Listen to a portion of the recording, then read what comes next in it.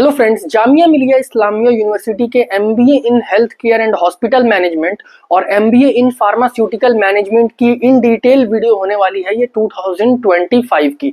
यानी कि admission process से लेकर एलिजिबिलिटी क्राइटेरिया से लेकर कौन कौन अप्लाई कर सकता है, क्या non medical background students apply कर सकते हैं, अगर कर सकते हैं तो क्या प्लेसमेंट में कोई प्रॉब्लम होगी। यहाँ हर चीज कवर करूंगा, फीस स्ट्रक्चर से लेके हॉस्टल से लेके कैंपस फैसिलिटीज सब कुछ A to Z, प्लेसमेंट भी देखेंगे। सो वीडियो स्टार्ट करते हैं। सबसे पहले यहाँ पर जो है हम डेट्स की बात कर लेते हैं। यहाँ पर मैं दोनों ही कोर्सेज कवर कर रहा हूँ, MBA in health care and hospital management, दूसरा एमबीए इन फार्मास्यूटिकल मैनेजमेंट, चाहे रेगुलर हो, सेल्फ फाइनेंस हो, इंडस्ट्री स्पॉन्सर्ड हो, सब कुछ। डेट्स की अगर हम बात करें तो 5 मार्च से इसकी रजिस्ट्रेशन स्टार्ट हो चुकी है, काफी दिन हो चुके हैं। लास्ट डेट जो है वो अप्लाई करने की वो यहाँ पर 10 अप्रैल है। आपके पास काफी कम टाइम बचा है, जब भी वीडियो देख रहे हो अप्लाई कर सकते हो। कौन कौन अप्लाई कर सकता है लास्ट में देखेंगे। बात करें यहाँ पर एडिटिंग की, मतलब फॉर्म में चेंजेस करने की, तो वो 12 अप्रैल से लेकर 14 अप्रैल तक है। बट गलती मत करना, क्योंकि ज्यादा कुछ चेंज नहीं होता, थोड़ी बहुत चीजें होती हैं, और अगर कुछ गलती हो गई तो एडमिशन कैंसिल भी हो सकता है। बाकी क्या क्या डेट्स हैं वो आप देख सकते हो। एग्जाम सेंटर इसका सिर्फ दिल्ली में पड़ता है। जनरल एमबीए है, उसका एग्जाम सेंटर काफी जगह पड़ सकता है, बट इनका सिर्फ दिल्ली में पड़ता है, क्योंकि ज्यादा स्टूडेंट्स अप्लाई नहीं करते। नेक्स्ट यहाँ बात करें यूनिवर्सिटी के रैंकिंग की, क्योंकि यहाँ पर हर चीज मैं कवर कर रहा हूँ A to Z, तो रैंकिंग्स में कोई कमी नहीं रहती इसके एनआईआरएफ में, चाहे कोई भी डिपार्टमेंट हो गया, इंजीनियरिंग, डेंटल, मैनेजमेंट, लॉ, सब में काफी अच्छा रहता है। यहाँ पर आपको सेंट्रल लाइब्रेरी देखने के लिए मिलता है, हॉस्टल फैसिलिटीज, स्पोर्ट्स फैसिलिटीज काफी सारे हैं, बट हालांकि हॉस्टल मिलना थोड़ा मुश्किल होता है। बट यहाँ पर यूनिवर्सिटी एरिया है तो रूम्स और फ्लैट्स मिल जाते हैं आसपास। सबसे पहले यहाँ बात कर लेते हैं सीट, फीस और यहाँ पर क्या सेमेस्टर है। तो सबसे पहले MBA in health care and hospital management की बात करें, जिसका जो कोर्स कोड है वो M82 है। फॉर्म फिलिंग करते टाइम वो आएगा काम। इसमें 40 सीट्स हैं और एक साल की फीस जो है वो 52,000 है, जो इस यूनिवर्सिटी का हाईलाइटिंग पॉइंट है कि इसकी फीस बहुत कम होती है। बात करें यहाँ एमबीए इन फार्मास्यूटिकल मैनेजमेंट के रेगुलर की, तो 40 सीट्स इसमें वैसे ऑन एन एवरेज है, आप मान के चलो रेगुलर में 30 सीट्स हैं। इसकी जो फीस है 52,000 एक साल की है। वहीं बात करें एमबीए फार्मा के सेल्फ फाइनेंस की, तो इसमें 10 सीट्स हैं और इसकी फीस जो है 1,07,400 है एक साल की। एमबीए फार्मा इंडस्ट्री स्पॉन्सर्ड है, इनकी जो है एक साल की फीस 1,52,400 है और इनके लिए 4 सीट्स हैं। इनको टेस्ट देने की जरूरत नहीं होती, बाकी ये डायरेक्टली जो है अप्लाई कर सकते हैं। क्या प्रोसेस है वो उस पर अगर आप कमेंट करते हो तो मैं बता दूंगा। तो ये तो थी सीट्स। सेंटर मैंने आपको बता दिया, सिर्फ दिल्ली में ही पढ़ने वाला है। अब बात कर लेते हैं इनके डेट की, कब एग्जाम होगा और टाइमिंग क्या है। तो MBA in health care and hospital management का जो डेट है, एग्जाम डेट, वो 13 मई को है। इनका खुद का एग्जाम होता है, कोई कैट या मैट जेट कुछ वो एक्सेप्ट नहीं करते।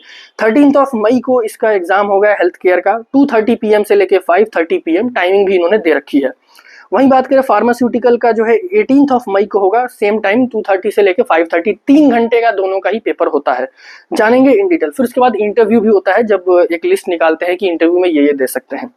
अब एग्जाम पैटर्न, सिलेबस, ये सब समझ लेते हैं, फिर कट ऑफ बताऊंगा। देखो एग्जाम सिलेबस की अगर हम बात करें पैटर्न, तो 170 क्वेश्चंस यहाँ पर आते हैं 3 आवर्स यानी 180 मिनट्स। आपका जो सिलेबस है, यहाँ पर आपको इंग्लिश देखने के लिए मिलेगी, आपको मैथ्स देखने के लिए मिलेगा, रीजनिंग देखने के लिए मिलेगा, DI देखने के लिए मिलेगा और GK देखने के लिए मिलेगा। इंग्लिश जो है इतना टफ नहीं आता। वहीं DI की बात करें वो भी करने लायक होता है, डुएबल होता है। मैथ्स भी इतनी टफ कैट जैसी तो बिल्कुल नहीं होती, इवन ओमेट्स या उससे इजियर लेवल पे भी होती है मैथ्स। वहीं रीजनिंग ये सब भी काफी इजी रहता है। बट यहाँ पर जो GK है वो मेडिकल फील्ड से रिलेटेड है, क्योंकि आप यहाँ पर एमबीए हेल्थ केयर और फार्मा में दे रहे हो, तो इन दोनों का अलग अलग पेपर होता है। लगभग पेपर का जो लेवल है सेम ही है, बट GK दोनों में मेडिकल फील्ड से रिलेटेड होता है, तो इस चीज का ध्यान देना है। तो GK में अगर आप वीक भी हो तो भी आप अदर सेक्शंस में अच्छा स्कोर कर सकते हो। कितना स्कोर करना है सब कुछ बताऊंगा। तो यहाँ पर टोटल 170 क्वेश्चन है 180 मिनट्स में, एक क्वेश्चन 1 मार्क्स का। यहाँ पर नेगेटिव मार्किंग है 0.25 की, 1/4 आप मान के चलो। एंड देन यहाँ पर 3 आवर्स में अगर आप कट ऑफ की अगर हम बात करें, एमबीए इन हेल्थ केयर का वही 100 से लेके 110 के अराउंड जनरल की कट ऑफ रहती है। बट ये रिटर्न की कट ऑफ नहीं है, इसमें इंटरव्यू का भी स्कोर एडेड है। 170 का रिटर्न है, 30 मार्क्स का इंटरव्यू है। GDPI जिसको बोलते हैं, कुछ दिनों बाद होता है। तो अगर आपका रिटर्न में सपोज 90 है और GDPI में 20 आपको मिल रहा है, तो टोटल 110 है, जो कि आप कट ऑफ क्लियर कर रहे हो। हालांकि कट ऑफ चेंज होता रहता है ऊपर नीचे, बट 110 ओवरऑल अच्छा स्कोर है। अब GDPI में सबको नहीं बुलाते, ये ऊपर के जो कुछ अच्छे स्कोर वाले स्टूडेंट हैं उन्हीं को बुलाते हैं। बाकी आप देख सकते हो किस किस कैटेगरी में क्या कट ऑफ गई हुई है। फार्मा की कट ऑफ थोड़ी लो जाती है क्योंकि इसमें और कम स्टूडेंट्स अप्लाई करते हैं, 80 के अराउंड, और सेल्फ फाइनेंस में 70 के अराउंड, और सेकंड थर्ड राउंड में तो और नीचे चली जाती है। तो अगर 80 के अराउंड फार्मा की कट ऑफ जा रही है तो आप कोशिश करो 60-65 रिटर्न में ले आओ, 15 to 20 ऑन एन एवरेज आप इंटरव्यू में ले आओ, तो इतना आ जाता है। तो कट ऑफ मैंने आपको बता दिया। प्लान और स्ट्रेटेजी क्या होनी चाहिए, देखो यहाँ पर आपके पास ज़्यादा टाइम नहीं बचा, बट इतना इनफ टाइम है कि आप प्रिपेयर कर सकते हो अच्छे से, इतना टफ पेपर नहीं होता। अगर आप सबसे पहला चीज़ जो मेरा क्या वो है प्लान रहता है, मैं लास्ट ईयर प्रीवियस ईयर के क्वेश्चन पेपर ब्लाइंडली सॉल्व करता हूँ, बिना कहीं से देखे सीधा टाइम स्टार्ट करा, और फिर मैं देखता हूँ मैं कितना स्कोर पर कर पा रहा हूँ, फिर मैं कहाँ पर स्टैंड कर रहा हूँ। अगर आप previous year question paper YouTube पे मिल जाएगा, बहुत सारे हैं, आप जाकर चेक कर सकते हो। अगर आप वहाँ से सॉल्व करना स्टार्ट करो सोल्यूशन बिना देखे, और जो है आप फिर मैच करो टाइमिंग के साथ। अगर आपके हेल्थ केयर में 90 to 100 आप रिटर्न में बना ले रहे हो, बन सकता है, तो आप टेंशन फ्री रहो, थोड़ा बहुत एफर्ट लगा के आप निकाल सकते हो। वहीं फार्मा की बात करें तो अगर 60-70 स्कोर कर रहे हो तो काफ़ी अच्छा है और कर सकते हो। तो ये तो प्लान रहता है मेरा, और ये इसको आप फॉलो भी कर देना। अगर आपको नहीं बन पा रहा है तो आप देख लो आप कहाँ पर हो, आपको कितनी कोशिश करने की ज़रूरत है।